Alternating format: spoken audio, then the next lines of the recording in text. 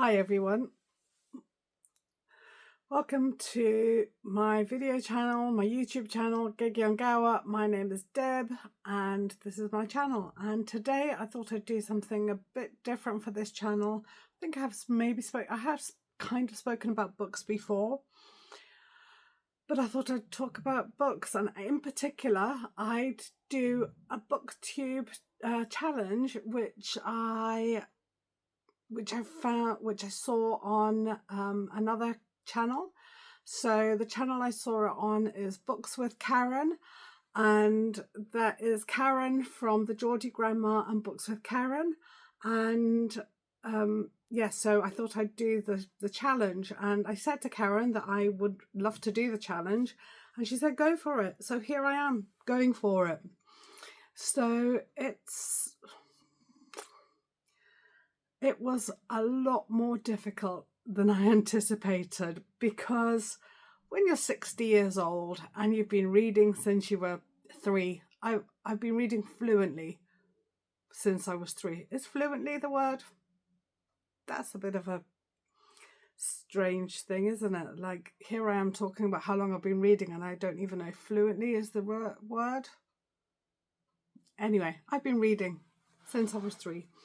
And I can't remember every book that I've ever read, because I've read so many and I read constantly. I read every single day of my life.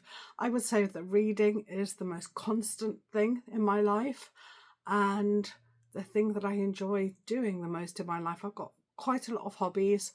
I do crafting and gardening and walking, but the thing that I probably take the most joy out of, excluding my family of course, is reading. Like, I love reading. And so yeah, this is what I'm going to talk about today.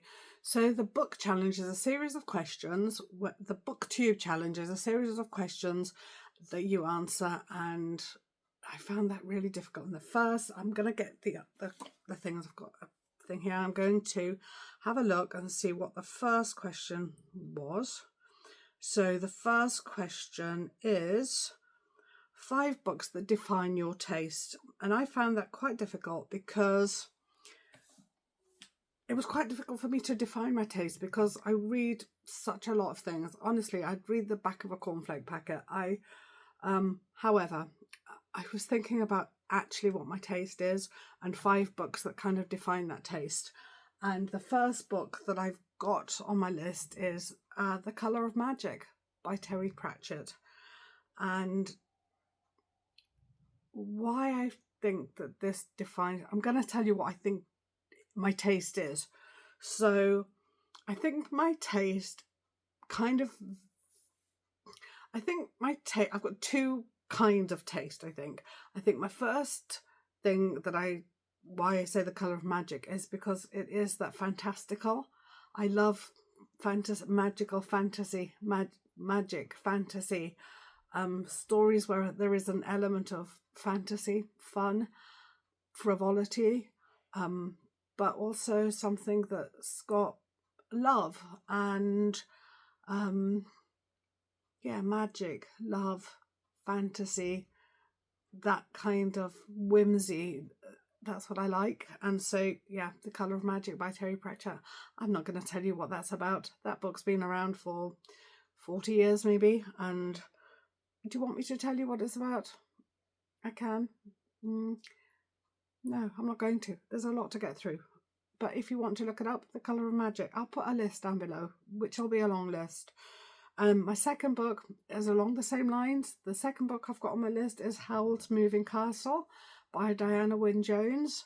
Some of you might have read that book, and some of you might know it from the film Howl's Moving Castle, which is a beautiful film. Yeah, same sort of theme, magic, storytelling, a bit of peril. Yeah, so that's my second book in what books that define my taste. And my third book is Lord of the Rings by J.R.R. Tolkien. We've all heard of Lord of the Rings, and I read that book in one night. Can you believe it? I must have been about 13 or 14 when I first read that book. And I started reading it one afternoon when I came home from school. And I read it all the rest of the day, and I read it all night. And I got up for the next day and I went back to school.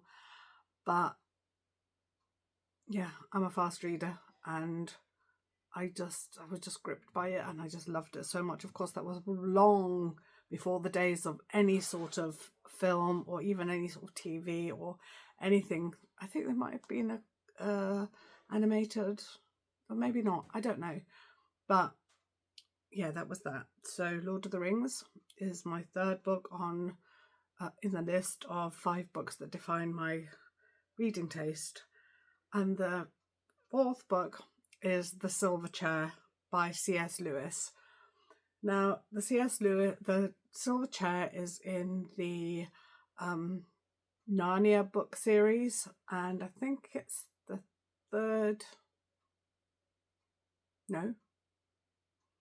fourth book in that series, and it's my favourite one of those books.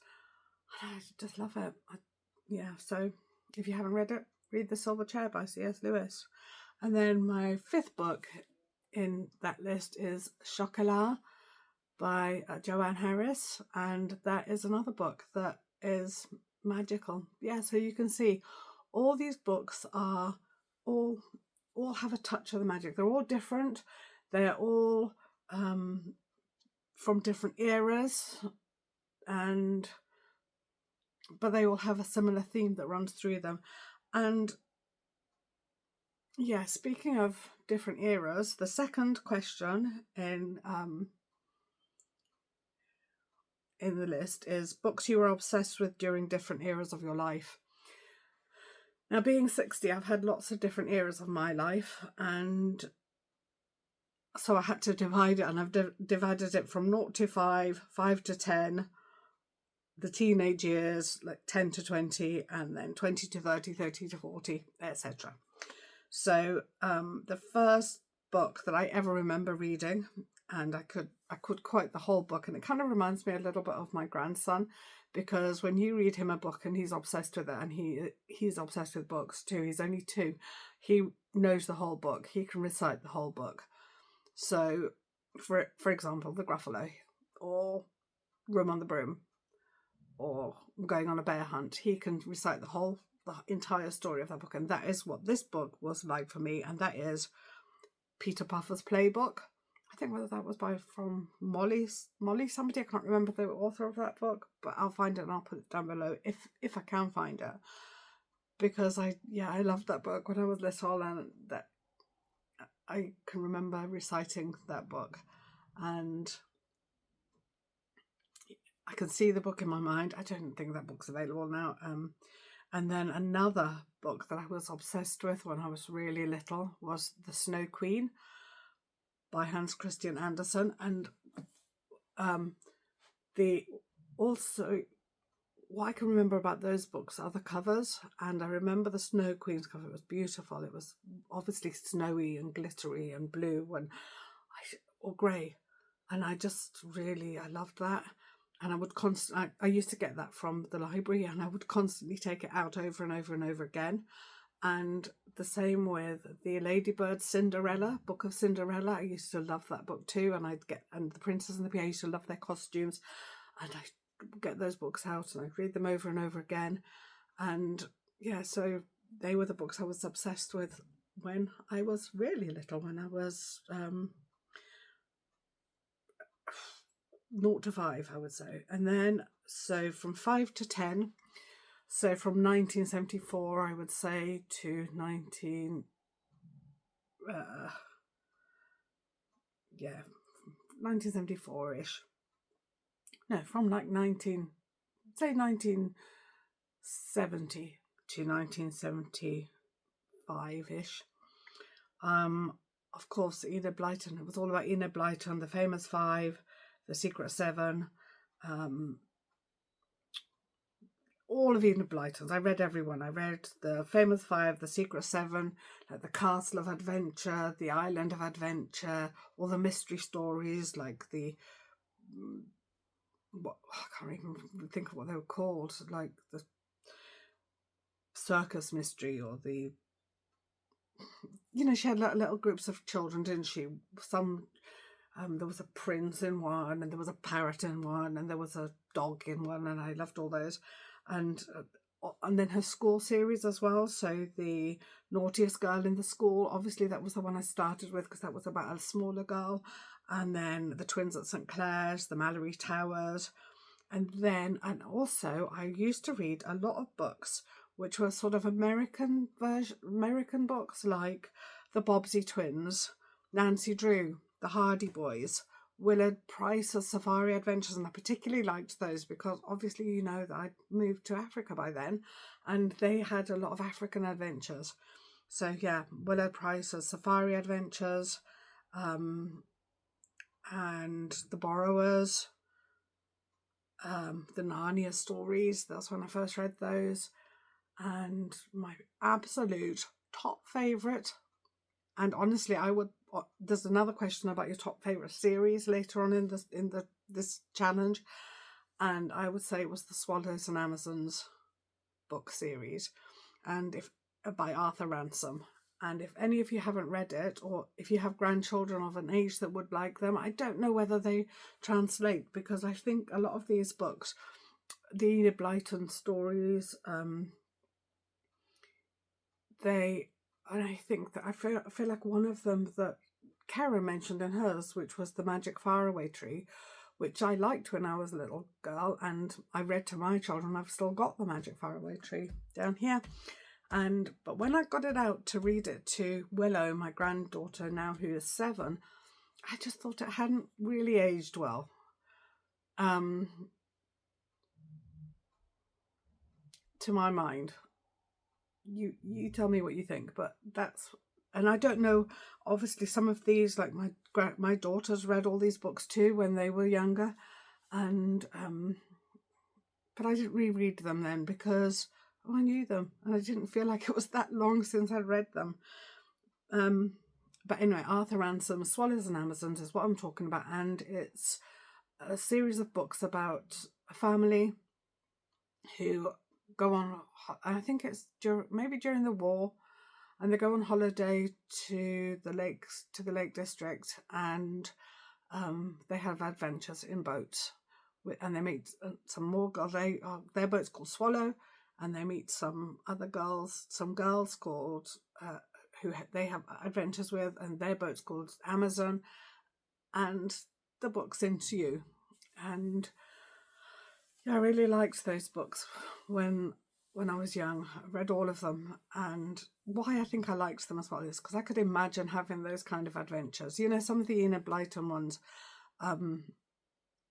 seemed a bit unrealistic. Like I couldn't imagine going for, at age 8, going for a walk on Mystery Moor on my own, going camping on my own. But why I liked the Swallows and Amazon stories is because even the little boy, not the baby Bridget, she doesn't go, but the little, was she Bridget? Yeah. The little boy, Roger, he goes, and he's little, he can barely swim when he goes off on an island to camp. And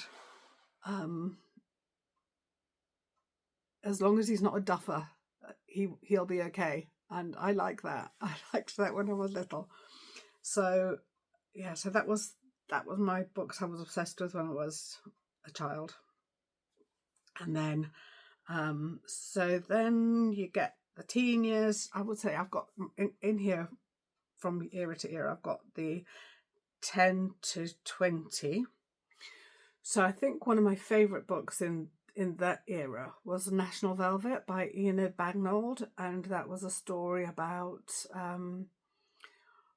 a girl who has and rides in the Grand National, and she has a horse and she rides in the Grand National, and the story's called National Velvet. She's called Velvet, her name is Velvet Brown, and it's about how she got this horse, and I think her mum or somebody is a channel swimmer, or I can't actually remember the whole story, but I remember I loved that story when I was young. And then, yeah, from 10 to 20, they were the Stephen King years. I read every Stephen King, anything to do with Stephen King, I read those books. Carrie. Oh, I'm not going to recite Stephen King's novels. If you're interested in that kind of horror stories, you can look them up. I'm sure everybody's read them because they've been around for years. And if you like that kind of thing, then you will have read them. That is the kind of book that I read and not just Stephen King, but those kind of authors, horror. But there were others. I also, because I've lived in Africa, there were other books that I read at the time. I've got a list. I've got Black Beauty, obviously, classic. The Water Babies, that's another book that I read when I was young, because I've got age 10 to 20. So that, those classic stories, one of the ones I really loved was The Water Babies. I think it's just like kids in peril, overcoming, well, or not, as the case may be. So The Water Babies. And then I've got A Story of an African Farm by Olive Schreiner. That's an African classic. It's about a family growing up on an African farm and their trials and tribulations. I wouldn't say it's really a heartwarming story, kind of is in parts. Anyway, that's The Story of an African Farm by Olive Schreiner. And Jock of the Bushveld by Percy Fitzpatrick. And I love that book. That Jock of the Bushveld, which is a dog. It's about a man and a dog, really, and it's a true story. And I really loved that when I was a little girl. I loved this story of Jock and their adventures in the African bushveld. So yeah, that was my age 10 to 20. Then I've got 20 to 30, and I've defined that as my Stephen King years, even though I've spoken about, I've always loved reading stories about animals, so those stories are in there too. And then I've got, so from 20 to 30, I've got the Jilly Cooper years, and I read every Jilly Cooper book you can imagine. I read her entire Cotswold series, and in fact, why I particularly wanted to mention Jilly Cooper in this video is because I named my daughter Caitlin after a character from a Jilly Cooper novel, and it was Rivals, which you might have seen recently on Disney Plus. If you got that, they've turned it into a mini series. So that, I guess, that is a period piece now, I suppose. But yeah, so the Jilly Cooper, loved her books, read all of those, even the ones like the romance novels, the little thin novels, Emily and Octavia, and I can't remember what they were called, but I'm sure you can find out that if you want. So I don't know why I liked them so much. I think it might have been because of animals, because I like reading books that in which animals feature quite heavily. So, and of course, Jilly Cooper loves animals too, and her books always feature lots of dogs, lots of horses, and that's what I like. And yeah, so anyway, my daughter Caitlin, she is named after a character, Caitlin O'Hara in Rivals, and if she had been a boy, she would have been called Declan. She knows that, and which is so weird because obviously it's not a family name. We're not Irish. We have got Irish ancestry, but I've never even been to Ireland. But anyway, so that's that. And it's quite funny because her whole name is Caitlin Jessica, but my grand's name was Caitlin. It was not my Caitlin, it was Mary. So I said she was lucky she wasn't called Caitlin Mary Jessica, and then she'd have gone for the full Irish name. But I didn't. I just called her Caitlin Jessica. So anyway, on to age 30 to 40.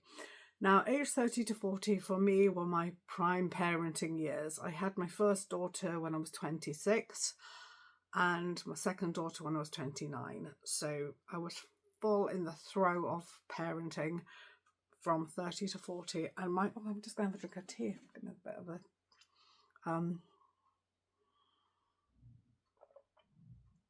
well, my tea's gone cold. Like that. So from 30 to 40, I did read a lot. Actually, I read a lot of magazines, to be quite honest with you. I used to get so many magazines. I used to get so many, every house magazine. So I'd get country living, country homes and interiors, like House Beautiful, any magazine you could think of. I used to get every craft magazine you could get. So these are some books that I've got written down here for books that I read from age 30 to 40, which, that's a period of 10 years. And it was hard narrowing some books down, but I've got some books here that I read. So I read The Covenant by James Mitchell. That was some notable books that I can remember from these years. So The Covenant by James Mitchell. And I've still got these books and I kept them. So I think that they meant something to me.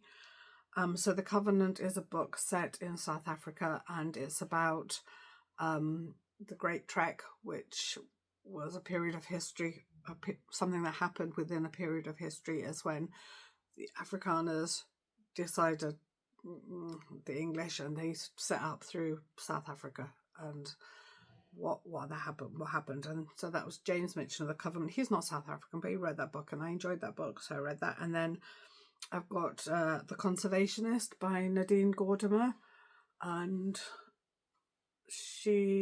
that's a story. I've got to remember these stories now because I haven't read them for a long time. So that's a story about a man who he buys a farm, and somebody dies on his farm, and it's kind of like a reflection on what people cared about, and it reflects like the apartheid years in South Africa. And I've got Stuart Cluter, The Turning Wheels. That's another book on a similar vein. I don't know if any of these books are available now, but they are books that I read. And then a book that I read, which honestly, this is one of my favourite books of all time. If anybody ever asks me about my favourite books, this always pops into my mind. And it's A Fine Balance by Rohinton Mistry, who is I think an Indian Canadian or Pakistani Canadian. Anyway, he's Canadian with heritage from one of those countries. I'm not sure which. And A Fine Balance is about the time when the partition, so when India and Pakistan were split up, and basically they became two different countries, and the upheaval it caused to a particular family within that time. And this book it just shows you the familial trauma of what happened during that time, and the country's trauma of what happened during that time. And it's a really excellent, if you like a bit of trauma in your writing, I highly recommend A Fine Balance by Rohinton Mistry. It's an excellent book. And then on a bit of a lighter note, obviously my daughters went from young kids to teenagers in that time, and I used to started reading, and this was the era of the YA novel, so the young adult novel, and one of the ones I remember reading was Tithe, A Modern Fairy Tale by Holly Black. Now, Holly Black I think she was in a little like triumvirate, let's call it, with Cassandra Clare, who wrote YA novels as well, and Melissa Marr. And I think they all went to like a New York writing school, and they all kind of wrote the same kind of urban fantasy novel. And as previously discussed, I'm a bit of a sucker for fantasy, so I liked those novels. So Tithe, A Modern Fairy Tale, was about that kind of thing. I can't remember what it was about actually, but if I saw the book and I started reading it, I'd immediately remember the entire plot. So it's not like I can actually go, and I do sometimes reread books, but generally not like that kind of book. So what have I got here? What is that like that?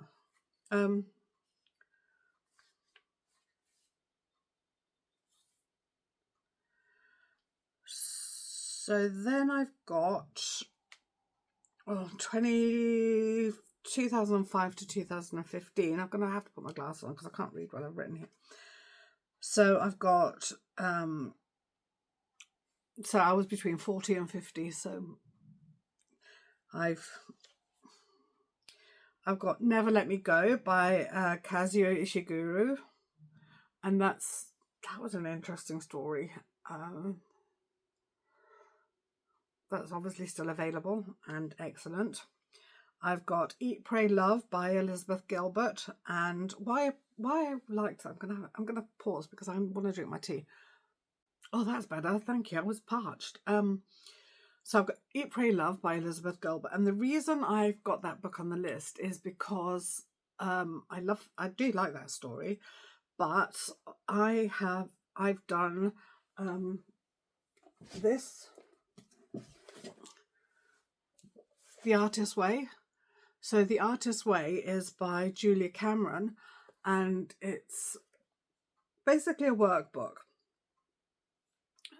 I've got the book as well. I'm just saying that this one, The Artist's Way, is a workbook, and it's a book that it's kind of like a workshop. So Write for Life, which is also by Julia Cameron, a toolkit for writers, and I don't know where the book is. I don't know where it is. Anyway, so those. What's those? What's that?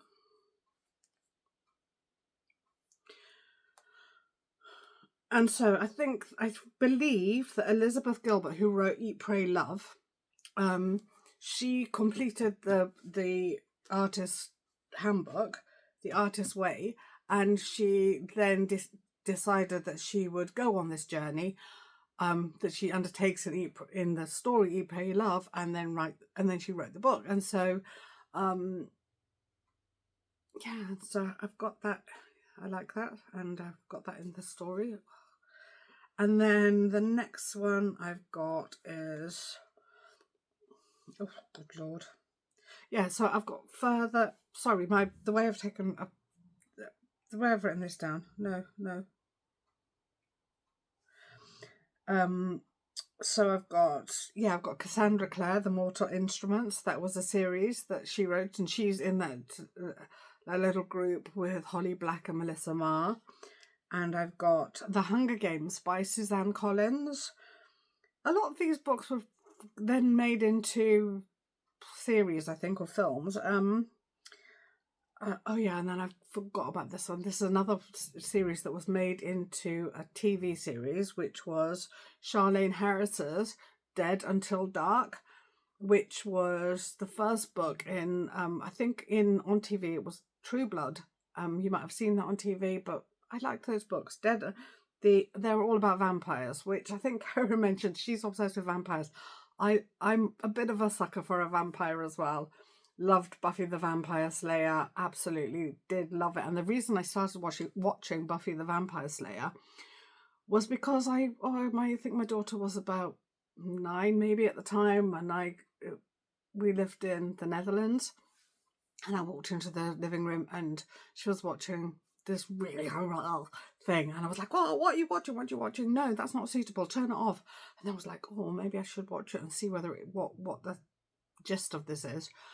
And so I became absolutely obsessed with Buffy the Vampire Slayer, and I watched every single episode, so much so that I bought the CD tapes to watch, and I kept them for years. And obviously there were spin-off series, and the less said the better about the production of that show, but did love it. Love me a nice vampire. And actually, another video, if you want to know anything more about my reading habits, I've got an entire shelf dedicated to horror because I love horror writing.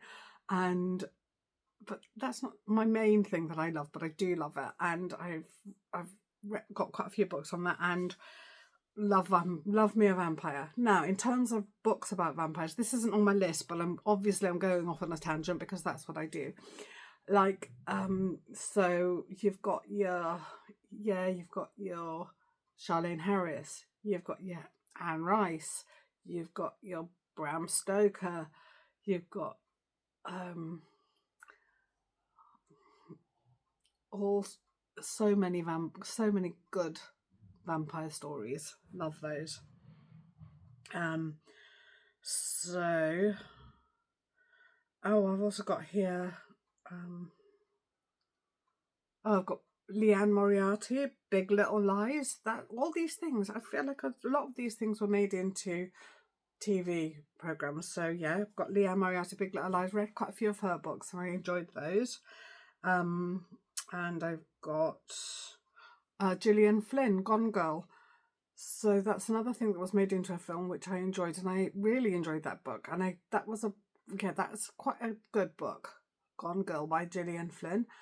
I prefer the book to the film. And then I've got from 2015 to now to 2025, and I've simply put on this thing I've got the Sarah J. Maas years, because that's indeed what they were. Obviously, there's a long period of time, isn't it? This is not only what I read, but yeah, A Court of Thorn and Roses, which actually is not my favourite series of Sarah J. Maas. My favourite one is A Throne of Glass series. I preferred that series. I think it's a bit more, I feel like it's a bit less fairy tale, even though it was apparently based, of course, A Throne of Glass was based on a Cinderella story. But that is what I liked that series more than A Court of Thorn and Roses series. And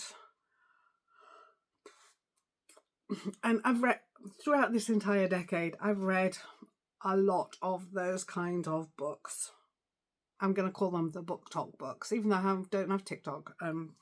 But yeah, I've got two daughters. I learn about those sorts of books from them, and then I can read them. Not from Caitlin; she doesn't read that kind of book. I've also got here Sally Rooney, Normal People. I liked that book too. And I've got Delia Owens, Where the Crawdads Sing. Where the Crawdads Sing is not my first introduction to Delia Owens, because I don't know if I mentioned before, I think I might have done, that when we were younger, when we were first married, my husband and I lived on a game reserve. We ran a game reserve for somebody who owned the reserve, and Mark and Delia Owens, they wrote a book back in those days too. So, but there's a lot of controversy around that couple, which I'm not going to go into, because really not my circus, actually, as they say. So, yeah, that is. But I quite enjoyed Where the Crawdads Sing. And I've got here The Silent Patient. I can't remember the author of that. I think it was Alex somebody. I should have probably looked that up before I made the list. I was just like trying to think of books and think of things that I've read, and I know that it's supposed to be the whole question of this one question of all these millions of books I've been talking about was, what books were you obsessed by? And I wasn't obsessed with any of these books. These are just books that stick in my mind because I was compiling a list. So that was that thing. And then the next question is your favourite genre. And I found that quite a sticky subject, because I think that my favourite genre is probably fantasy, potentially.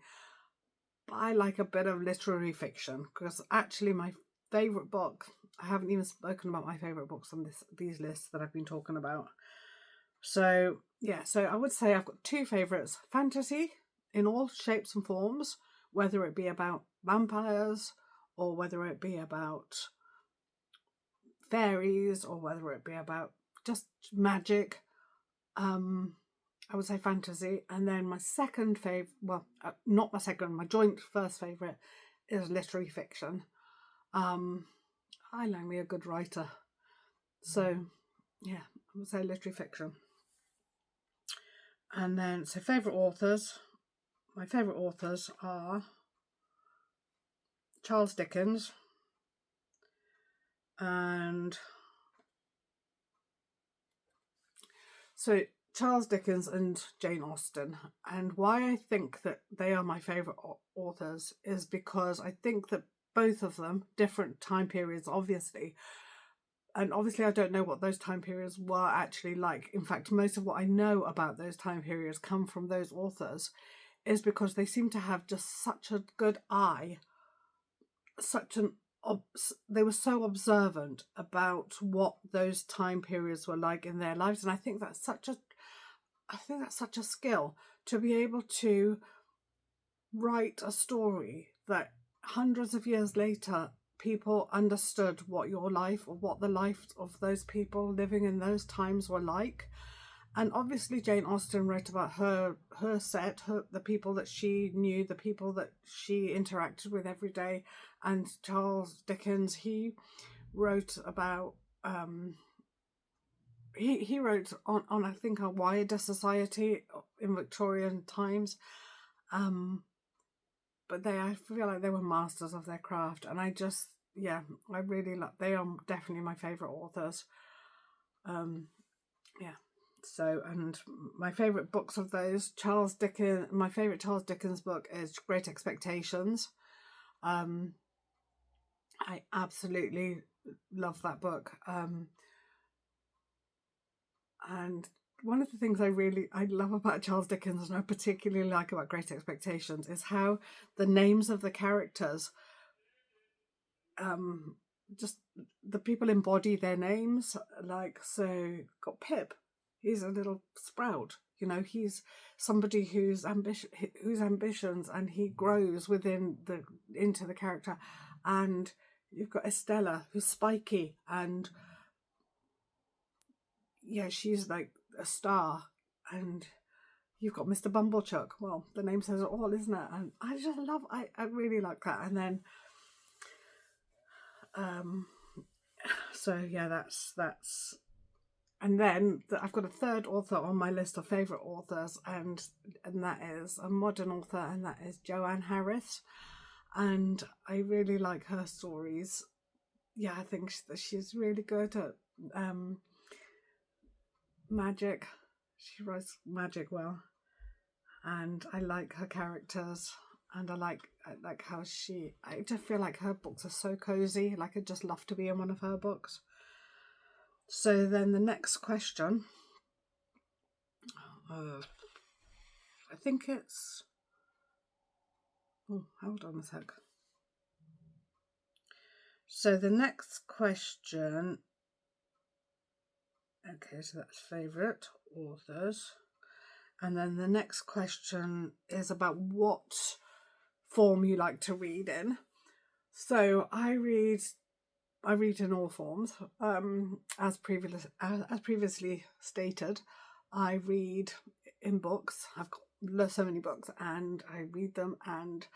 But I love my Kindle, and I like my Kindle mainly. Why I read such a lot on Kindle is because I've got it on my iPad, I've got it on my phone, I've got it on my laptop, I've got it on my Kindle, and I read everywhere and anywhere. So if I'm sitting waiting for somebody, I'll read a book. But what I really like about it is that I read it in the night, because you don't have to turn the light on. It's backlit, so you can just read it in the night. And I wake up in the night and I read a bit of my book. And it's probably not good for you, but that's what I do, and that's why I read that. And then it's the next story. The next question.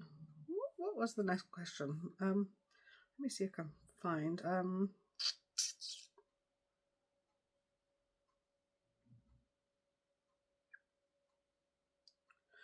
Okay, so it's the next question is favourite book characters. So my favourite book characters, as spoken about before, my favourite book character is Lizzie Bennet from Pride and Prejudice by Jane Austen. And why I like her is because she didn't settle. She did not settle for second best. She did not settle for anything.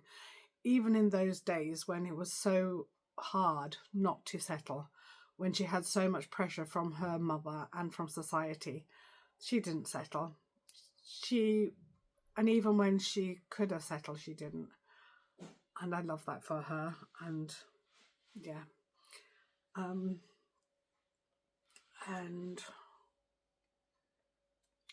I think all the characters that I love and that I like have kind of got that characteristic. So even from George from the Famous Five, she was brave and plucky and a really good character. And the Pevensey children, they were brave even under circumstances that they could have just folded and just given in, and they didn't. And that's what I like. So they're always my favourite book characters, ones that carry on under circumstances in which you would think that they would give up. They don't. Obviously, they're in a book. It's easy for them. And so I've got here favourite series. I don't really have a favourite series. I've read so many series and I don't really have a favourite, but if I had to choose one, yeah, I'd probably say, yeah, it depends. If you go through all the years of what I've read, obviously when I was a child, the Narnia series, when I was in my 20s to 30s, to, the Cotswold series, the Jilly Cooper Cotswold series, the Sarah J Maas series, the Hunger Games, the Divergent series, not Divergent, no, don't like that. Sorry. So many series. So it says your series you're most excited to finish. Well, I don't have a series that I'm most excited to finish, but although I've been reading a lot, because I've got Kindle Unlimited, I've been reading a series on there which I've quite enjoyed. It's not any great literature or anything, but it's by, I think, somebody called Tanith Laidlaw, I think. And anyway, this series is about a woman, and she used to be probation officer. So this is kind of like a cozy crime series, I would say. So this woman used to be a probation officer, and now she had an upset in her life. Her husband was having an affair. She had an upset within her job because she expected to be promoted and then she wasn't. And those things are kind of like in prequels to the main series, which I read. And at the start of the series she has left her job and her husband, and she's gone to live in her friend's cottage, and her friend doesn't live there. It was her friend's holiday cottage, I think, and she'd gone to live there, and she's the lady's called Maddie Brooks, I think, and she's now working as an estate agent. But in the series unfolds where she's always some sort of crime or some sort of murder or some sort of horrible thing happens, and she helps to, because she of this background as a probation officer, she's kind of understands the criminal mind, and so she helps to solve these crimes. So that's a series that I've been reading, and yeah, I'm excited to finish that series. And then the next question is a series you're most excited to start. So the series I'm most excited to start is a fantasy series by an author called Brandon Sanderson, and I've never read any of his books. I've actually got one book. I've got a book called I've got this book called Tress of the Emerald Sea, which I don't think this isn't part of a series. This is, I think, a one-off novel. And this is the book that I've bought, which I haven't started yet, to get me into reading Brandon Sanderson, because he apparently is an excellent fantasy writer. And that is the kind of my next series that I'm thinking of getting. And I'm excited to start that. But I think I'll read Tress of the Emerald Sea first. And so the next question is a book that you predict will be a favourite. And so for that, I've got this one here. Oh, they're going to tip on the floor. It's this one, Floating Hotel by Grace Curtis, and I'll read the blurb on the back for you. Obviously I haven't read this, but so it says, welcome to the Grand Abiona Hotel, home of the finest food, the sweetest service, and the very best views the galaxy has to offer. Year-round, it moves from planet to planet, system to system, pampering guests across the furthest reaches of the Milky Way. The last word in suborbital luxury and a magnet for intrigue. Intrigue such as, why are there love poems in the lobby in tray? How many Imperial spies are currently on board? What is the true purpose of the Problem Solvers Conference? And perhaps most pertinently, who is driving the ship? I reckon that. And so that's Floating Hotel by Grace Curtis. And on the front it's got some reviews, and it says, beautiful, quietly incredible, a joy to read, and funny and humane. So I feel like that's something I'm really going to enjoy and potentially going to become a favourite. So then question 11.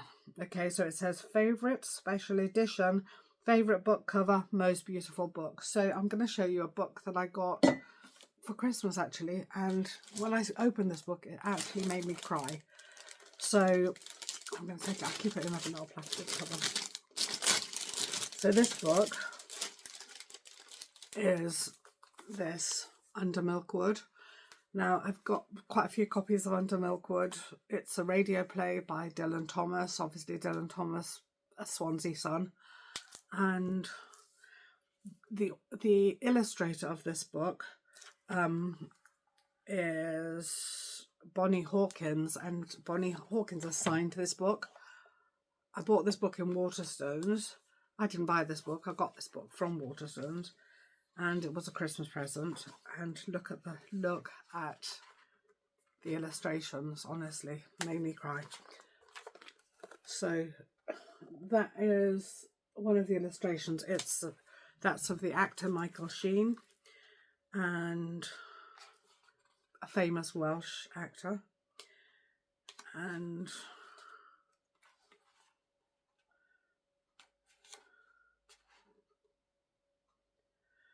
look at this. This is an illustration of Captain Cat.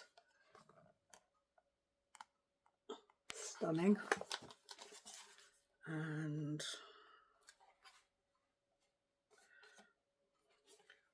the neighbours. Gorgeous. So this is a book that I love, and that's what it looks like. So I keep it in a little plastic thing because I don't want it to get gooed up. So that is the book that my most beautiful book.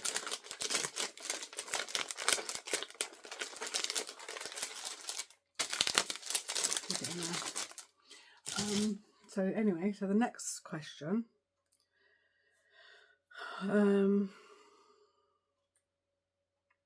So that was favourite special edition, favourite book cover, most beautiful book. So the book cover in that is just black with white writing with a bit of red little thing, but it's within the book that it's so beautiful. So it says, if you could go buy a book right now, what would you buy just for fun? And there is a book that I've got in my mind that I'm desperately going to get as soon as it comes out. It's not been, I don't even know if it's been written yet, but I recently saw in the news. This book isn't for me.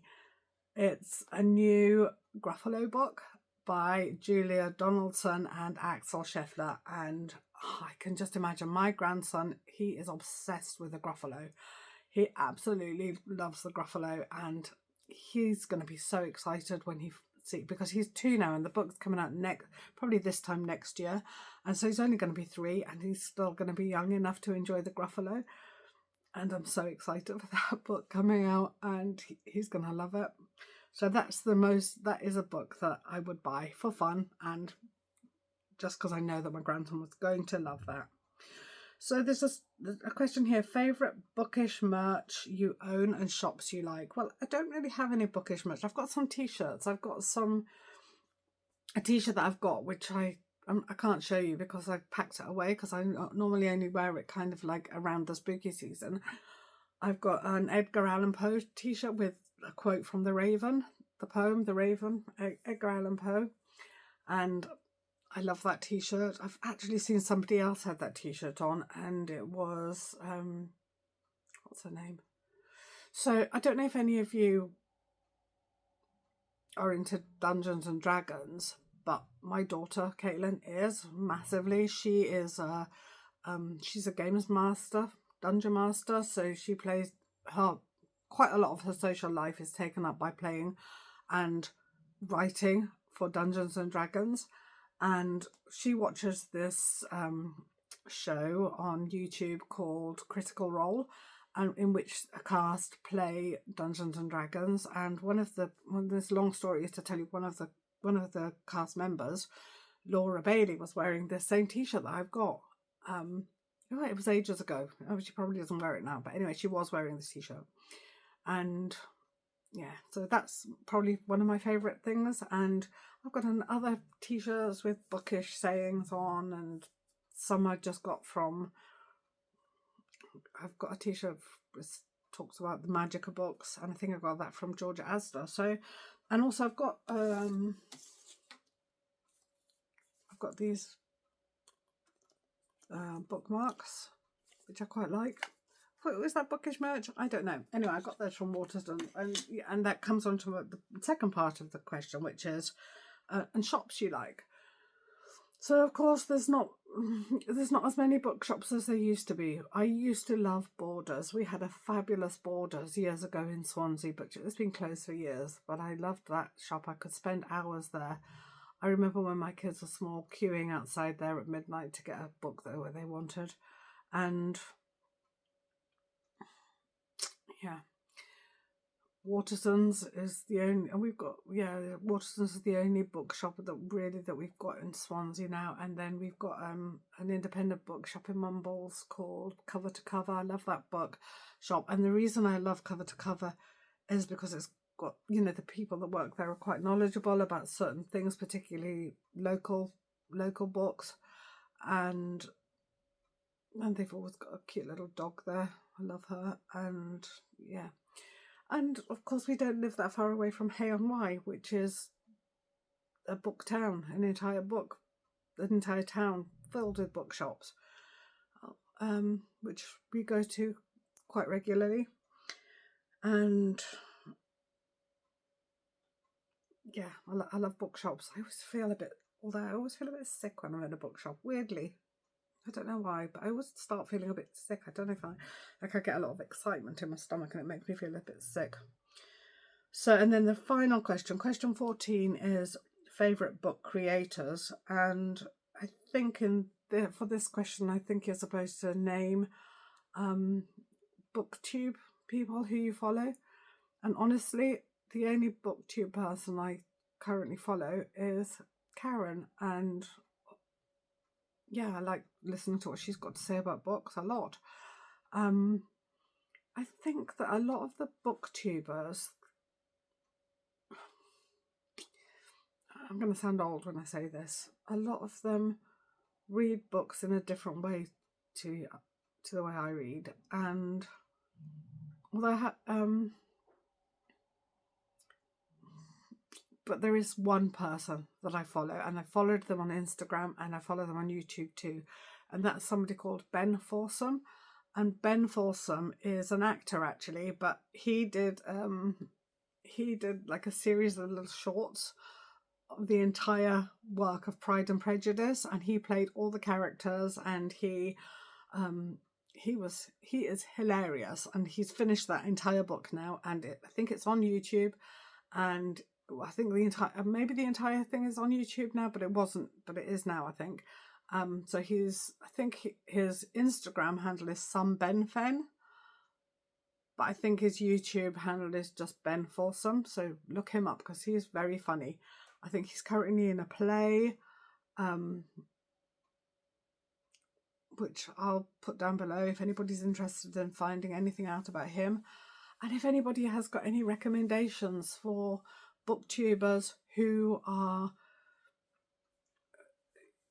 of a similar age, I'm not talking about 60, I'm talking about 40 plus, because, and who have a wide ranging taste in books, and who talk about books from the point of, and I'm not, honestly, this is no shade to any booktuber. I don't know you, and if you are a booktuber and you've watched this video, which why would you? Because I may have, but if you have, then please put your handle down below so I can watch you and follow you, because I'd love to find out more about books and what is the modern things that are out and about, because probably from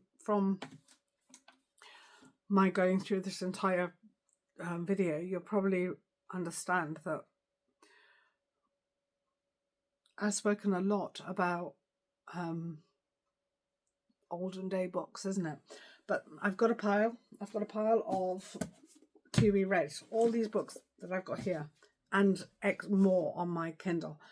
I haven't read yet, but that's for a video for another day. But not the Right for Life of the Artist Way, but all the rest of these books are my TBR, and I'll see if I get around to them. I've also got, obviously I belong to Karen's, from Books with Karen. I belong to her book club, and I belong to a local book club as well in real life. And so yeah, anything like that, anything that you can recommend to me, please do, because I would actually love to find out more about anybody's books, anybody who's written. If you're an author, speaking of authors, I've got an entire shelf here of Welsh books and Welsh authors, and so if you're a Welsh author, let me know about your books, and I'll definitely read them. I recently read one by Cerys Williams, Unspeakable Beauty, and actually I'm going to shout that book out, because that is, if you like, oh god, I could have stood up, Georgia Cerys Williams. So if this is a book that I've read recently, and if you like a sad story which is ultimately hopeful, there's Unspeakable Beauty by Georgia Williams. That she's a Swansea author. That's a book for you.